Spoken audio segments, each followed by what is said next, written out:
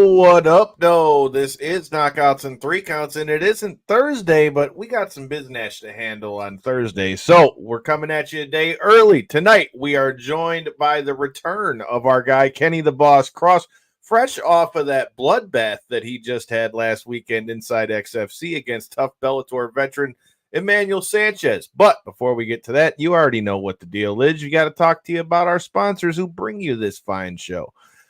If you're in the need for tree trimming, walnut logging, lot clearing, storm damage cleanup, even just cutting your grass, Asa Potter and Potter's Tree Service have got you together. You got all the links that are in the description and all those good things. You don't need to go get Hacksaw Jim Duggan to get you a good 2x4. Just hit up Asa and Potter's Tree Service.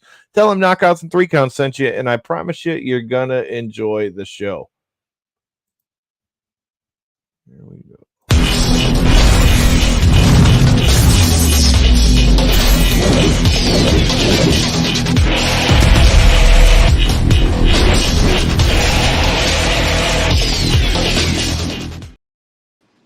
Yeah, I guess we're going old school intro today. But with that said, I haven't heard that one in a beat. Yeah, man, it's a hot minute taking it back for those that have been watching Knockouts and Three Counts for a hot minute. But like I said, without any further ado, we got the return of our guy, Kenny Cross, man. First of all, congrats on the big win and all that good stuff. And speaking of the man, I talk of Potter's Tree Service, and there he is, man. Asa Potter makes the trip down there to Milwaukee as well, I saw. How's everything in the world of Kenny Cross? Hey, shout out Asa Potter. Thank you for supporting all of us. That's my guy right there. Yeah, I mean, I'm on cloud 9 coming off a victory like that. You know, it's kind of a dream still. I'm living in this dream state, going and chasing them down. You know, one accomplishment after another. Just sitting back, taking a week to reflect, relax, thank God, thank my teammates and, you know, my sponsors, my wife, my family, everybody that has helped me with the last 3 months of preparation and just making sure I could go out there and be the best Kenneth Cross, the best version of myself, and deliver a beautiful performance. So I'm full of gratitude. I'm blessed that everything kind of went the way it was supposed to. And, you know, I got a lot of growth out of it, a lot of experience. And, you know, I'm head hunting for the next big fight, keep my name in the lights, and hopefully a really big opportunity presents itself here in the near future. Well, talk to me a little bit about that. I mean, this is the second go-round for you back in XFC since they've rebranded and all that. What are your thoughts on the second go-round with XFC? And, you know, what are your thoughts on getting a win over a guy like Emmanuel Sanchez? It's always been pretty smooth sailing at the XFC for me. You know, they pay a lot more than these other regional promotions pay.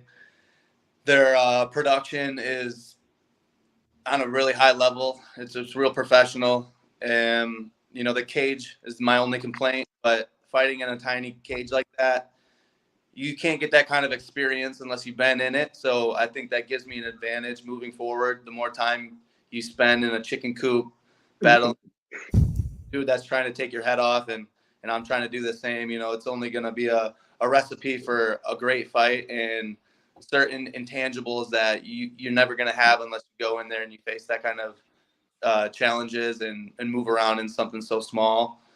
XFC, you know, they're on their way up again, and I'm on my way up again. So it's only naturally fitting that I've become more or less the face of the organization again and, you know, put it on my back and carry it as far as I can. That's what I've always done with every promotion I fought for. I've always tried to be as disciplined as my mind would allow me for each camp. And, you know, I'm at a stage now in my life where that discipline's at its all-time high. So if you guys want a stellar athlete to put on and make you guys have a good name and represent you guys well, I'm the guy for the job. What do you think has brought you to that point? What's the flip of the switch? Just a lot of letdowns, a lot of defeats in my past, whether it's an everyday kind of decision making, whether it's letting emotions dictate your actions.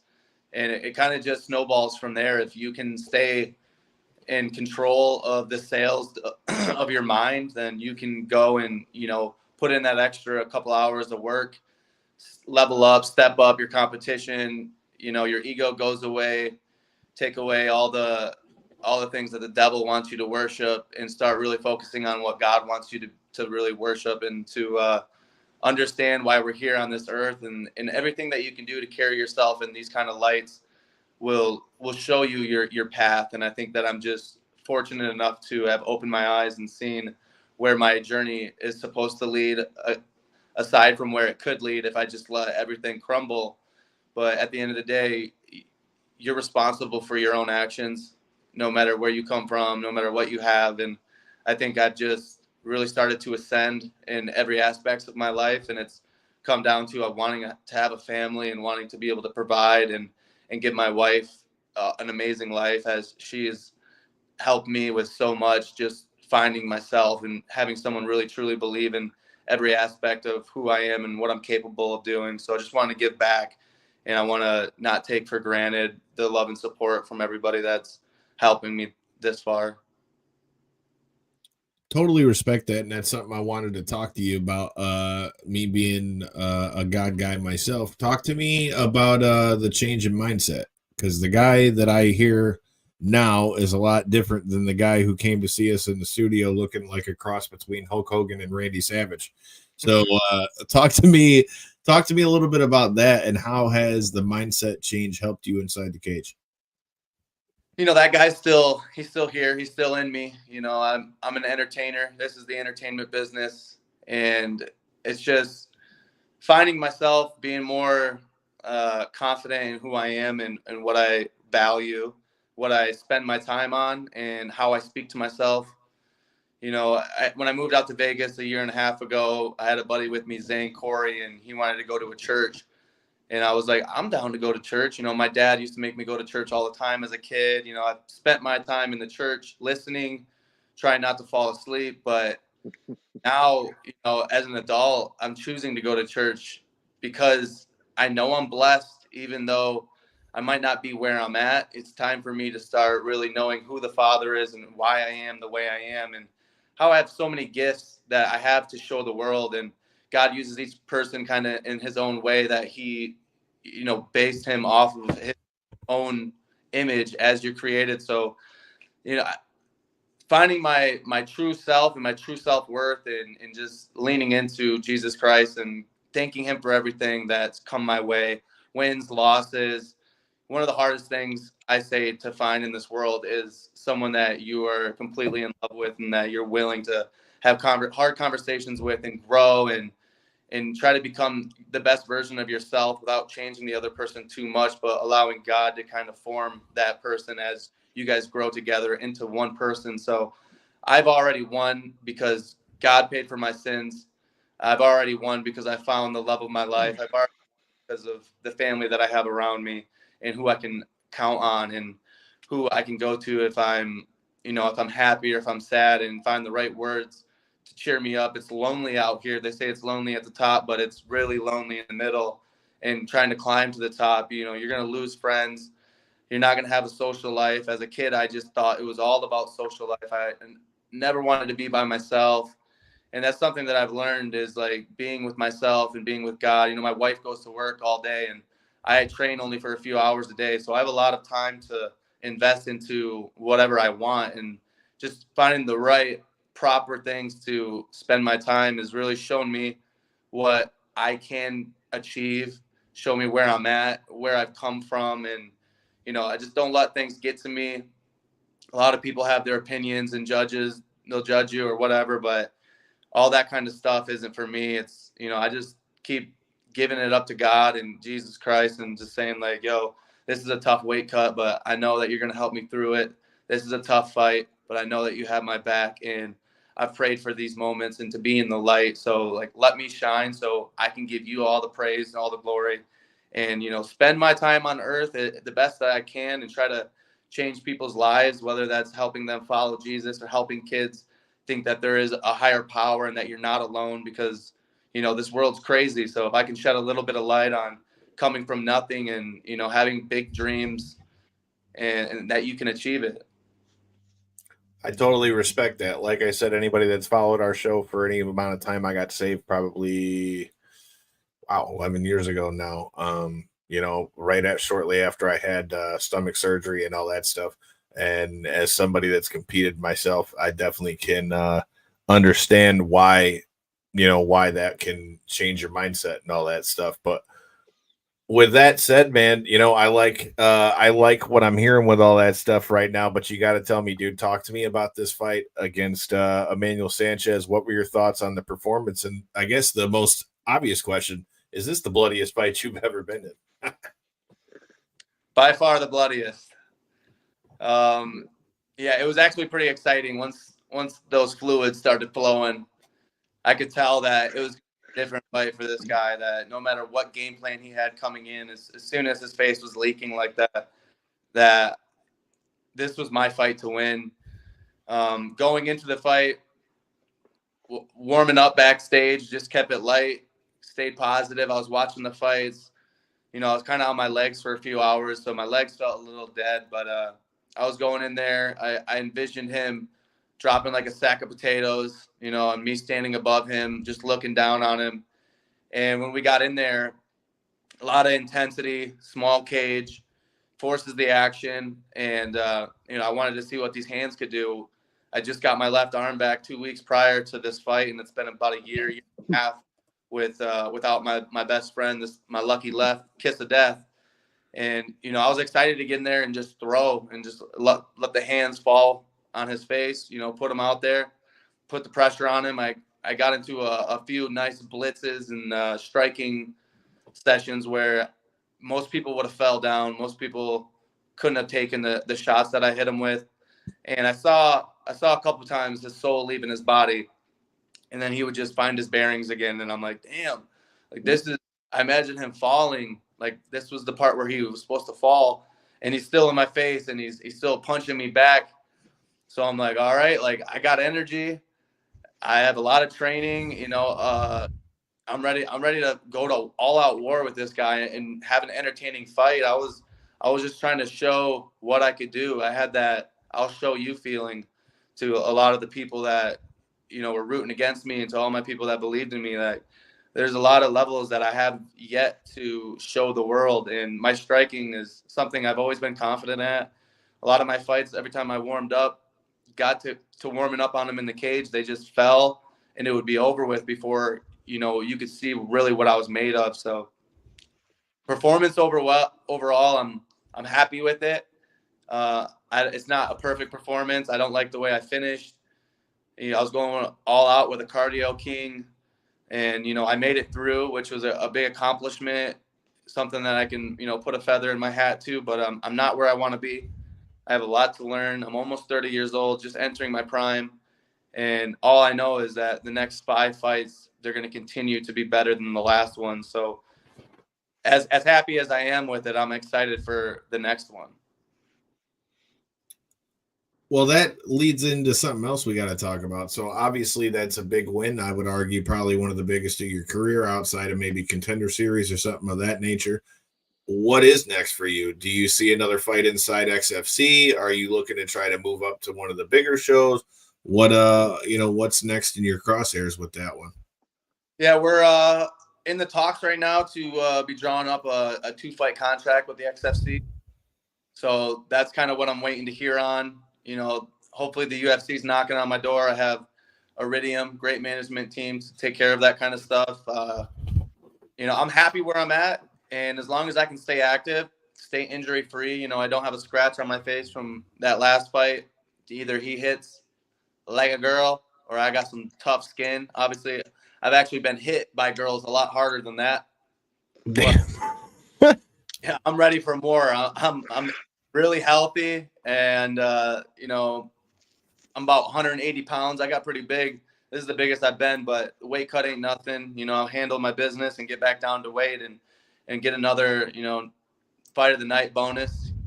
Get another big name under my belt. If that's an XFC, awesome. If the UFC calls and give me something that kind of lines up, I'm not trying to take a two-week notice fight right now, but you never know. I think in the contract, XFC is going to write up if UFC gives me an offer that I can take them up on it.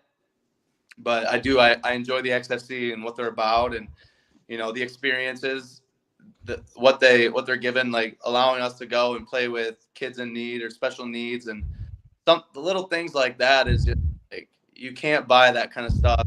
You're not going to go out and find it on your own for the most part. So it's so grateful that they're going out of their way to make fighters have fun during that week and to be able to give back. Because at the end of the day, like that's what I love doing, is giving back. Talk to me about that a little bit, man. Like anyone that knows our show, I've got cerebral palsy and I worked with kids with disabilities for years. I've worked with kids from everything to Down syndrome to autism to Asperger's and cerebral palsy, obviously, and everything in between. Talk to me about getting to do that kind of stuff. I saw a little bit about that the day before. I saw you get an arm barred. Talk to me about that stuff. Guys, all those guys will always have a special place in my heart. Like the joy, the love, the creativity, the freeness that they have. They're gifts to this world. And if anyone could be so lucky to be close to one, you'll see the effects that they have on you, and you'll start to realize that things that you thought really mattered don't. And there's a lot more to life than having anxious feelings and being up and being afraid of failing.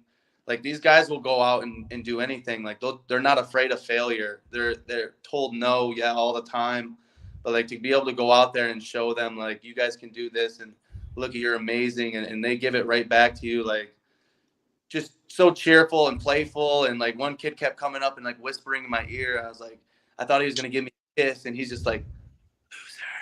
Like just what? You want to go? He's like, this is my home. This is my home.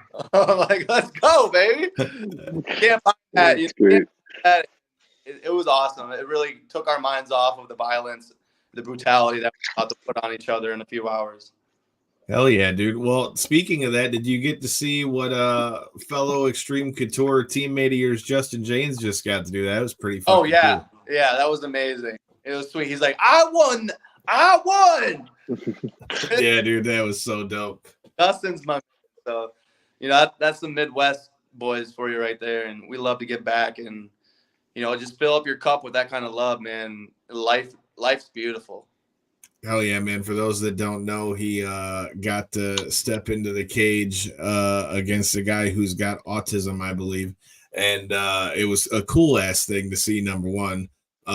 Number two, I couldn't agree more with you about Justin, being that I've known Justin since Justin was still fighting in like the Royal Oak Music Theater. I was literally just talking about this with Bruce Strunk before we went live.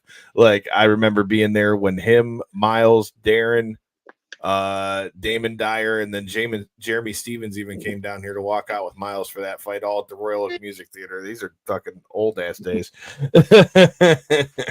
Guitar Hero, bro. Back when Guitar Hero was popping, I'm sure he was probably shredding on that game.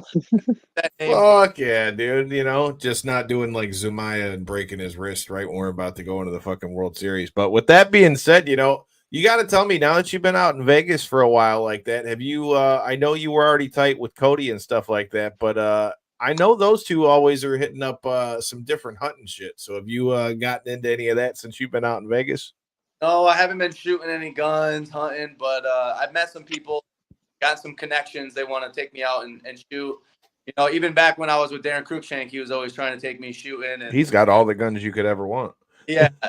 I never really was into guns too much. As the world gets crazier, I start to find myself talking more and more about purchasing one, because I got a katana that's by my front door and dudes are running around with shotguns. So I got to up my game. So I'll definitely be doing some target practicing and getting into some more hand-on pew, pew, pew going on. All I'm saying is you got to protect your family. That's all I'm saying. Hell yeah, man. I can't hate on that at all. Shout out to Devin. We're going to see each other tomorrow when we were out for his bachelor party, dude. We were shooting AKs and Glocks and all kinds of shit. So it was a good time. First time shooting a red dot. I had a pretty good aim, just saying. But with that said, dude, we it's been a pretty big year as well for your boys over here at Knockouts and 3 Counts. Shout out to everybody who's checking us out on bodyslam.net and Millions as well. Says right now we got about 151 of y'all in here right now. So feel free to drop a comment and share it out here. But with that being said, dude, we are crossing one of the last ones off our list and working with AEW out here coming up. So with that being said, I know you got to check out some AEW out there in Vegas, bro. Talk to me about that. Whose house? Swerve's house, bro. He was actually in the tattoo room with me when I got the tattoo from our past guest of the show, Lindsay Snow. That was our last shirt. Yeah, I was going to the AEW, and then all of a sudden, little kids and old grown men are just shouting out, and I'm just like looking around, like, what's that? And before I left, like, I was one of those kids just screaming it out there. My wife's looking at me like, what? It's just compelling. It sucks you in. So that I went to one of those AEW to kind of just see, the behind the scenes and the way they're all acting and going out there with the personas and those images and the looseness they could be with, just letting things flow and trying to take away a little bit of that game and add it to my repertoire as you may. It was fun. I had a good time. I mean, I'd say you had a pretty good head start from the time that we did the show in the studio, being that, like I said, you had like the Hulk Hogan Macho Man going on with the fucking blonde hair and then the mix and the beard. It was kind of like 1998 Hulk Hogan or something. I don't know about that. A lot of people probably just started watching me fight. They don't know about any of that, but that's why they got to go check out the archives, Doc. I'm always coming to Extreme, and all my teammates are like, bro, you look different every single day, whether I just braid my hair, put it up. I had the red, white, and blue beard, big beard, no beard, coming in with a mustache. Sometimes shave the mustache and just pretend I'm Muslim, like walking Habib, like just always switching it up, acting goofy. So, yeah, I got a lot of different looks. Loud. I haven't dyed my hair in a while, but yeah, I like to mix it up. I like to keep it exciting and have some fun with it. That's what we're here for. Hell yeah, I definitely rock with that, dude. And we've talked about it before, especially when you look at the UFC and the fact that they're now TKO is like partnered with WWE, dude. It's a perfect marriage, and if you can find like that right balance of being able to use that to promote yourself, it's only going to serve you. And like I said, you've already been doing that for a while. That said, you're working with XFC. Have you gotten to meet Big E at all yet? I did get to meet him in Detroit. He was hell yeah, man. I didn't have a whole lot of time to talk to him. I met Megatron, and then I saw him, and I was talking about my entrance music was Shawn Michaels, and I was like, I did that for you. He's like, you did that for me. That's awesome, dude. Shawn Michaels is the man, dude. He's over there running things down at NXT. NXT just had their big debut on the CW yesterday and all that stuff. But speaking of big fights and all that, dude, I mean, who better to ask than you? We got to talk about UFC 307, dog. How do you think that's going to play out? You got Alex Pereira and Khalil Roundtree. You got Raquel Pennington versus Juliana Pena. Jose Aldo stepping back in there this weekend. And then you got Kevin Holland is hopping back in there at middleweight against Elidze. And then you got Kayla Harrison back in there. So pretty decent pay-per-view, including Stephen Thompson on the prelims. Is Stephen Thompson fighting my boy Buck? Yeah. He's got, yes, sir. Yeah, that's a big one. That is. How do you feel about big that step fight? up. I'll go with Buck. His cardio's insane. His pressure's nuts. His athleticism's crazy. He's got good takedowns for a guy that didn't wrestle. Got, unwavering will. So I'll go with my boy Buck. Love Stephen Thompson, but it's Buck's time. I like that. I'm gonna go Buckley's yeah, for sure. okay. With the main event, I'm gonna go with I want Khalil to win because he's got such a great story. He's got a lot of power. If you just saw his grip strength, he's got more grip strength than Pieta. They just did that little interview of grip strength. But I love Alex as well, and he's just such a good sniper from one of those styles of just staying far away, chipping at the leg, and then taking you out. Great, amazing, left hook. straight shot with the right hand, and he beat my boy Jamal. So you got to give him his flowers. But so let me ask you about that though. So with the Jamal thing, how do you feel about Khalil getting the title shot here after they had the whole thing with the steroids thing? I mean, I know it got put out that was just like a tainted supplement thing, but for him to get the next title shot when he was supposed to fight Jamal. Yeah, I mean, with the steroid thing, you know, it's like they just cloud your whole record, your whole legacy as soon as one of those things come out, especially when you're giving it to a second party, you're having your people test it and send it to you. And for that to happen, you know, as a fighter, I know that we really watch what's going into our bodies and we feel safe. So when that happens, it's like one of the biggest losses you could ever have, just the integrity that comes from it. As a fighter, you just hold yourself to a higher standard and you don't ever want that to happen. So the fact that kind of messed with his name sucks. So I'm happy that they're giving him this chance to pass over Jamal. You know, that would have been a great fight for Jamal as well. But I also would like Jamal I tore my Achilles and you got to take some time. So I'd like for him to continue to keep training. Obviously he'd do whatever you want, but I would like for him to continue to kind of heal that leg and prepare himself, because he's not going to have any easy fights. He's fighting the best in the world, no matter who he's fighting. So I want him to be at his healthiest, because he can make that title run again and claim that title again in the North. So, you know, I think him and Khalil and Jamal will probably end up meeting down the road. It's God's timing. And, you know, I would like to see someone else hold that belt. Pierre came in and just manhandled everybody. You know, you can only be the man for so long when you're the one getting hunted and everyone's breaking down your style. And, you know, it might be Khalil's time. So I'm excited for that one. I'm going to be rooting for both of them, but a little more, because if Khalil wins, it'll be more exciting. And, you know, I'm here to be excited.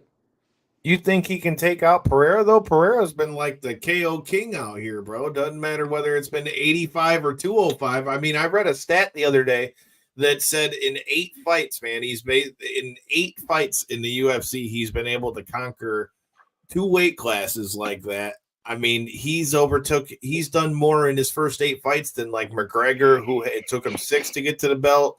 They went like through a whole list of them. So, I mean, I think it's going to take a hell of a thing to knock Pereira off the mountain. He's a legend already. Like, he's legendary status, and he's been in the UFC for only a handful of years. You can't take that away from him for sure. And, you know, a smart bettor would put money on him. I'm not a good gambler. You know, I go off that 7 cents or whatever that I feel. But, you know, if you have a good game plan against him, I feel like no one really game plans that well against him. I mean, and like Jamal didn't even get a real time to use whatever game plan he was using, but everyone's trying to strike and show that they're a better striker than him. And no one's mixing up the MMA. And I don't know if they've gone back and watched fights where he's lost a lot of these fights when he has 16-ounce gloves on and stuff. Like, so people should be able to expose this man one way or another. Izzy did it, you know, and then you do the fight match the way Izzy looked against Sean Strickland. Doesn't mean, you know, that Izzy's this amazing fighter. He is really good, but it's not like he's superhuman. Same thing happened with Sugar Sean versus Marab.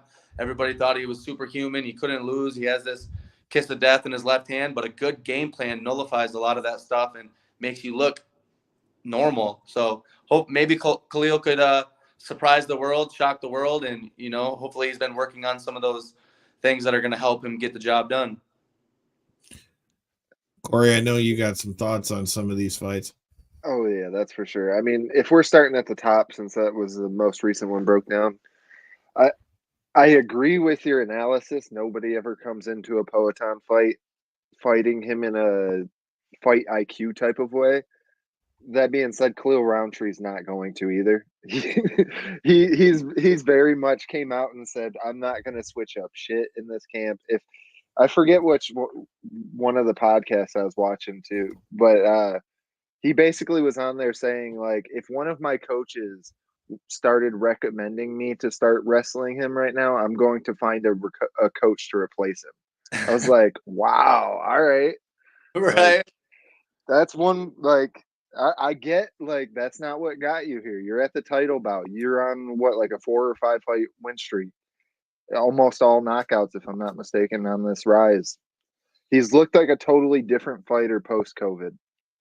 He's really transitioned his game. That whole Muay Thai element that he's added really added a whole different arsenal to his game. Way more dangerous than he used to be. I think he definitely has a chance in this fight. You're telling me you're going to go in there and you're going to strike against somebody who's outstruck everybody, and that's like, I mean, striking is that's kind of dangerous Khalil's game, sport. though. I mean, do you really think he's going to wrestle him? No, I don't, and that's what I said. I don't think he's going to. He made that very adamant that he's not going to. But I just, to go into a fight with that mentality of I'm not even going to even think that way, even if I'm tagged and I'm at death's door, I'm not even thinking about grabbing a double leg. Like, all right, cool. But there's always that chance that Khalil Roundtree lands some solid shots. He's a very good striker. He uses all facets of his game very well. I love his body kicks that he's able to do, the quickness that he's able to snap him up there and stuff like that. That being said, I feel like a lot of people are kind of giving him that underdog hype right now of like, oh, this is the one to do it. And I feel like it's going to be a very interesting fight until it's over. And I feel like it'll be over sooner than we probably think. I kind of am in the same boat as you, to be honest. I mean, I think, look, anyone that watches the show knows I preach about momentum all the time. I'm a big believer in momentum. Like, I think a lot of times when you get a fighter who, you know, is on a roll, like somebody like Alex Pereira's on, or, you know, even like you mentioned Sean O'Malley and the rise that he was on and all those things. Momentum is a real thing, not just in fighting, but I feel like in all facets of life. And I feel like with the rise that Pereira is on like that too, that's a whole nother weapon that he's going to step into that cage with too, because Kenny, you can speak to this too, but like having that mindset of knowing ahead of time, like I can knock this guy out, and I have been knocking like the best guys out in the world. Like, I mean, he's been beating everybody. Yeah. You know, they've been talking about him going up to possibly fight for a third title. You know, I've heard it thrown around more than one place about him going up to go fight John Jones or something like that too. So, I mean, when you're in a level like that, when they're talking like that because of the rise that you're on, that is going to be a bad motherfucker to take down, because that's a lot of momentum. I just don't know that I see Khalil to be the one to do that, but he has the recipe to do it because he's got knockout power. I just don't know that I think he's going to be the one to take it off him. Although go ahead. Shouldn't be able to, you know, with what you just said and what Alex has done, and you look at his physique and his length and his family and his ancestors, what he's always representing and what he believes. He's by far the scariest guy. Him and fucking big heavyweight dude Brock Lesnar. Like, there's not many people that have put off this scary ass vibe that he has of like, that guy don't give a shit. Like, he's gonna eat you in there. He's not getting touched, and he's so strong. And then his kids are even gonna be talking shit. Like, it's not a good situation. But with that said, old Roundtree has so much momentum with him, and like from the universe of our gods and our certain things that I can relate with is like just being an underdog, overlooked, having that chip on his shoulder, and growing that mentality of like, he doesn't see how he could lose. And that's a scary man going up against someone that normally takes that heart away from you just on his walkout. But like, Khalil isn't going to have any cares in the world about this guy. And he just wants to go, and, you know, he's got those fucking bulky arms that just like extend overhands that just can reach his opponents and come from low, and just getting in, like hitting different kind of turns and angles and fit-ins, like where he's not shooting but get to chest, and he'll be kicking weirdly. I mean, both of them will be. So I'm excited for it. You know, the safe bet's Pereira, but the exciting thing for me is to watch fall. Hell yeah. Well, what do you think about the ladies, bro? Do you think Raquel Pennington keeps her belt, or do you think Pena can get her a strap again? Raquel Pennington and is basically Jessica I don't even know who's who. Not my favorite fighters. All due respect, but like I don't like watching them fight at all. I hope Julia Pena puts it on her. Julia's pretty sweet to watch. Even if she wrestles, at least she's fun to watch. And I feel like she's gonna just take her neck or get knocked out, one of the two. I went into that Raquel Pennington, the title bout in the last one. I'm like, man, I really hope like she gets her flowers. This is like her come up. This is her chance. And then she went out there and put on that fucking performance. And I can't even remember it. I just know that every one is one I can't remember. I was like, oh man, like you can't. You got your shot. Like you got your like. She's got a belt. Rose. No, who did she fight? They fought. It was Caitlin Vieta or something. Yeah. Well, they fought in the vacant title fight. I'll tell you in a second. Who was it? Buena Silva? Was it Buena Silva? I think so, but I'll tell you in a second. Okay. Yeah, tell me for sure. But either way, it was just the biggest. It was just the biggest dud of a fight ever. And I just remember coming back on here the day after, whenever we recorded the next one, talking about MMA, and I was like, man, I retract everything I said. Fuck this shit. Yeah. So that being said, to your point exactly, I like the fact that Pena's in here. I feel like besides Kayla Harrison, who's also fighting 2 fights below this one, that she's the rightful one to be fighting for the belt currently. I mean, I know she took a long break off and stuff like that, but it was Buena Silva. Yeah, it was Buena. So that was just such a fucking dud of a fight. And, you know, it is what it is. We're on to this one. Like you said, I wished we would have got more of Pena being able to be in front of a mic and kind of, you know, lay into her a little more. Maybe we'll see it tomorrow because I'm pretty sure they're doing a press conference. So maybe we'll see more of it then. But I don't know, man. Like you say, I hope Pena wins just on the simple fact of like we need some entertainment holding the belt. We don't need somebody who just goes in there simply to try to eke out a round against somebody. Just squeak it by.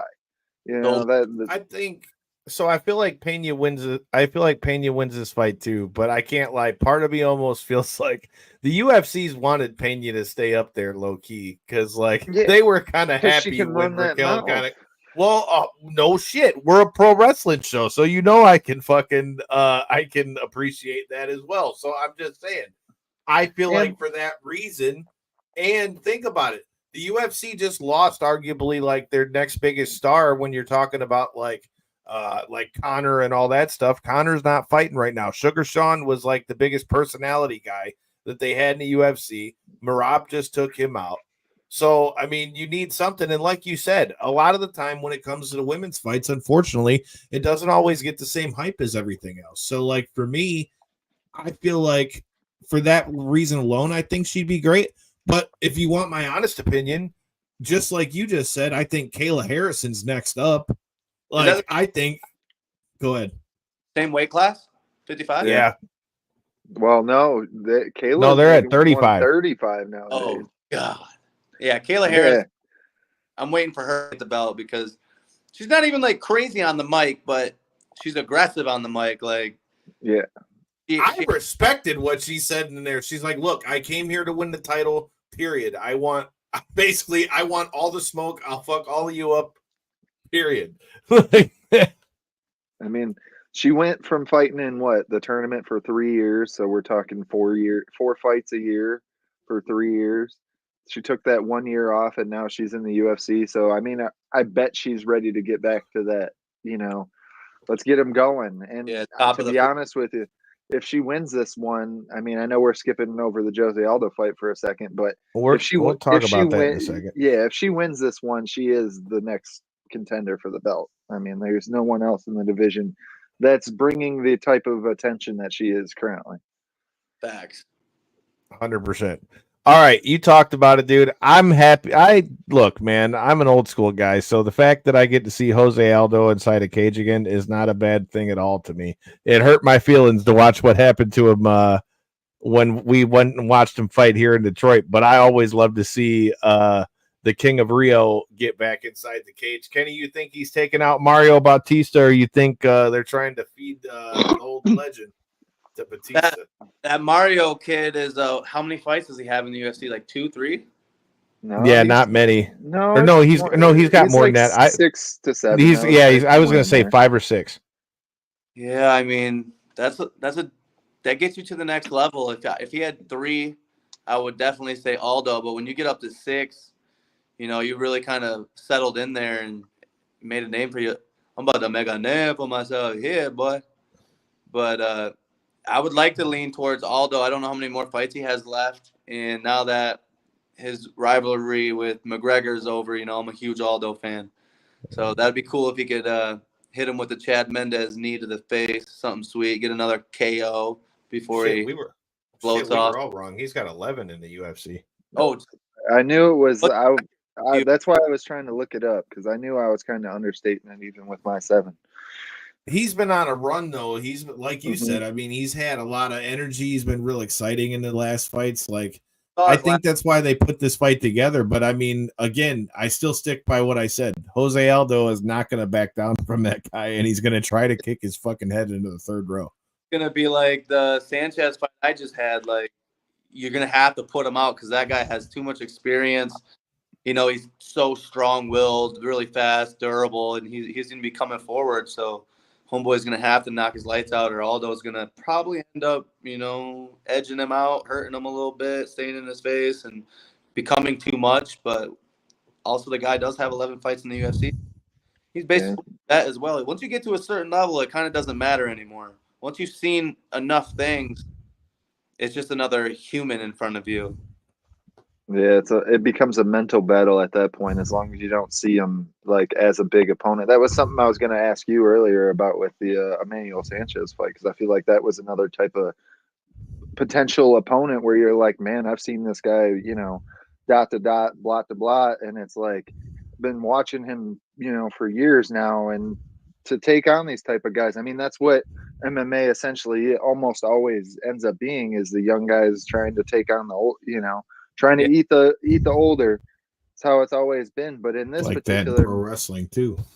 In this particular matchup, though, I mean, they did that the last time with Jose Aldo too. I forget his exact opponent in that one, Martinez, if I'm not mistaken.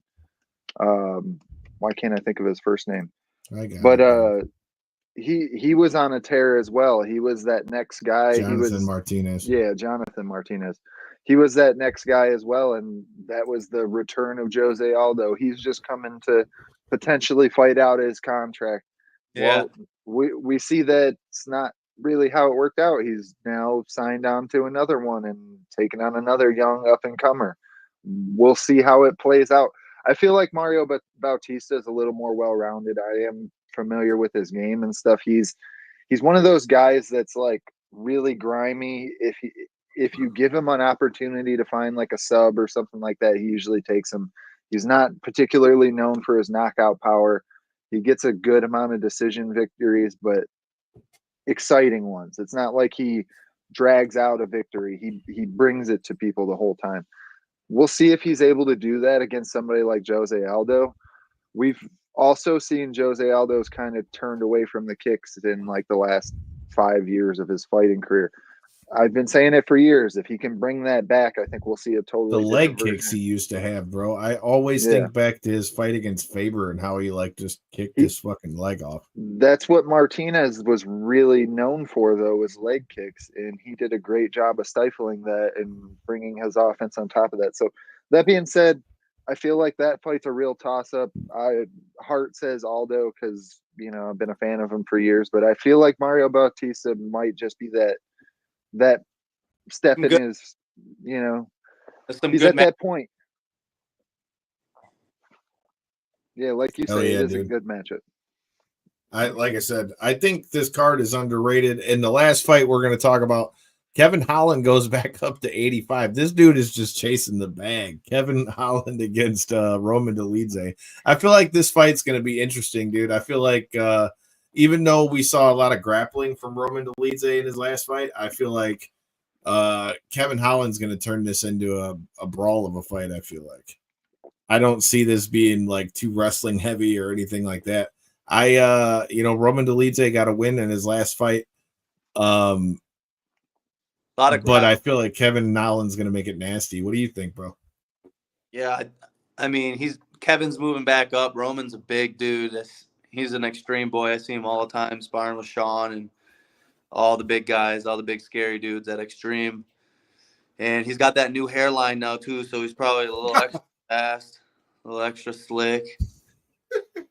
He's got a lot to prove. I know he's got a lot of people that look up to him and think that his warrior spirit's like ridiculous. So I'm sure he wasn't thrilled with his last performance, and he's gonna want to get this back, But then you got Kevin Holland, who's hard to hit, who's funny out there, frustrates his opponents by being funny in the moment and tough to hit.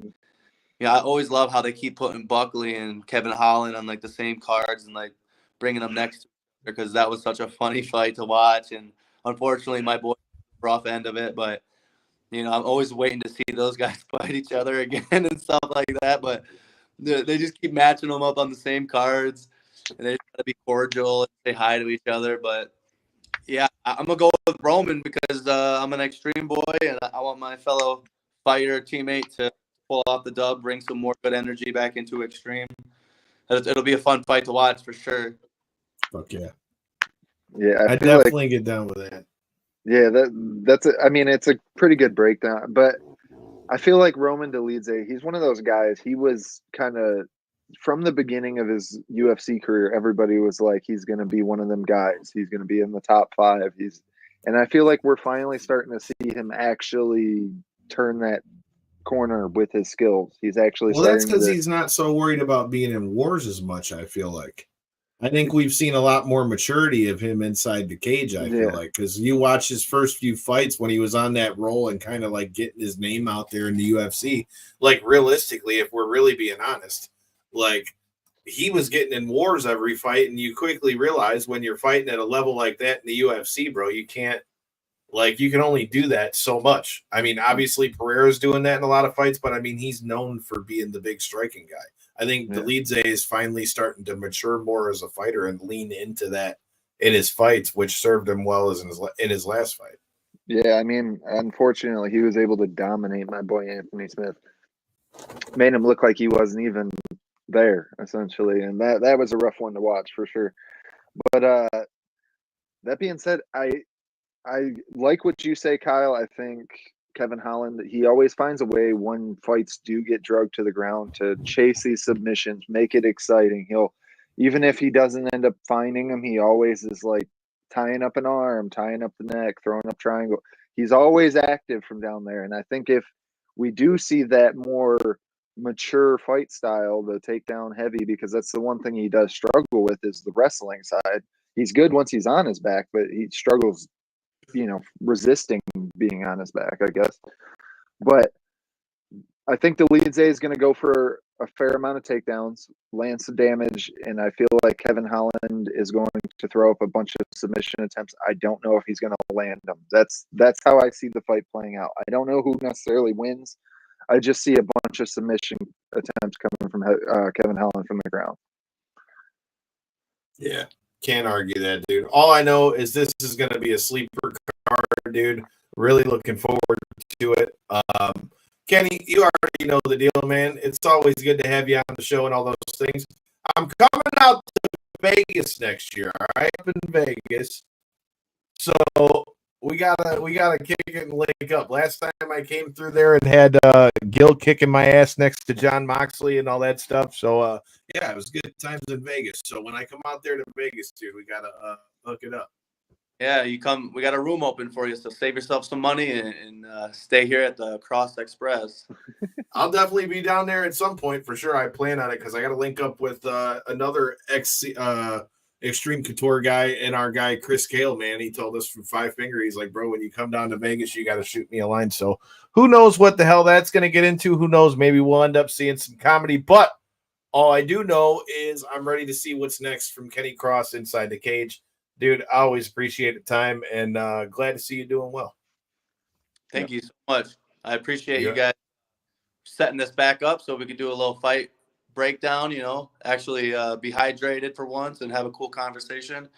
It's nice having the fight already over with so we can kind of break it down instead of just my thoughts on it, because you get so many interviews that you almost get tired of saying the same thing, especially when manifestation is kind of something you keep to yourself. So when I have to keep like relinquishing my secrets and my thoughts, you know, I feel like it almost makes my manifestation a little bit weaker. You're telling the whole world, I don't know, but I like to keep it to myself more. So doing it after the fight's a pretty cool little switch up. I also enjoy like talking to you guys when I'm in different states and shit, which is cool. But man, it's nice to be hydrated and actually have a full length conversation where I'm not just trying to get an answer out real quick and fucking get back in the sauna. Hell yeah, totally.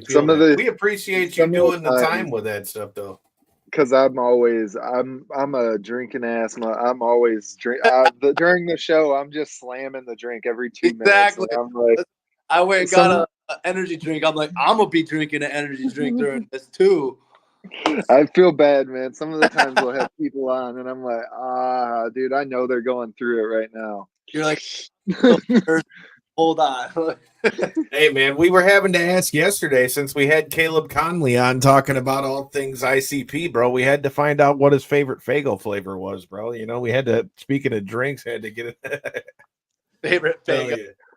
Hey, dude, I mean, the guy's the champ in ICP's wrestling promotion, Juggalo Championship Wrestling. Shout out to them for hitting us up for their show that's going to be here, Devil's Night, that's going to be headlined by TNA champion Nick Nemeth, formerly known as Dolph Ziggler. So get down with it if you're here in Detroit. But yeah, dude, you know, you can't get down with ICP and not have drink Faygo. So I had to see what kind of fucking Faygo he likes.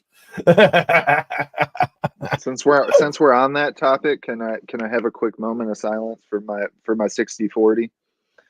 60-40. That used to be my favorite. That shit's long gone nowadays.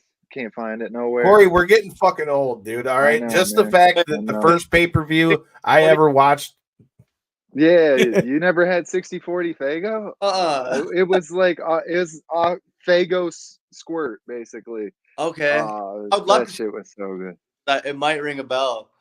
Yeah. Okay. Bright yellow. For the full Mountain Dew, we had to get the Moon Mountain or whatever it was. Moon Mist, yep. Yeah, Moon Mist. He said he was going to pick Moon Mist, but he said that that's like the stereotypical answer. He went with the blueberry one. That's what I'd say. There you go. My favorite. There you go.